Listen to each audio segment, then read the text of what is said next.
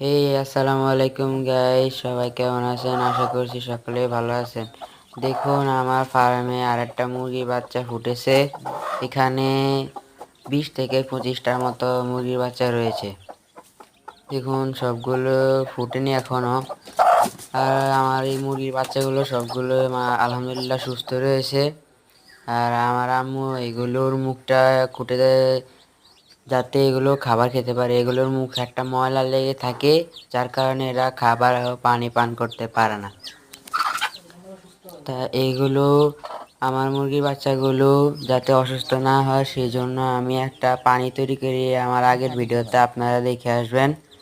আর এখন দেখুন আমার আম্মু কীভাবে এগুলোর মুখটা খুলে দিচ্ছে। এগুলোর মুখে একটা জীবাণুর মতো লেগে থাকে, সেটাকে আপনার হাতের নখ দিয়ে অল্প একটু ফেলে দিবেন, তাতে আপনার মুরগির বাচ্চাগুলো খাবার খেতে পারবে। আমার আম্মু সেইভাবে সবগুলো ফুটে দেয়।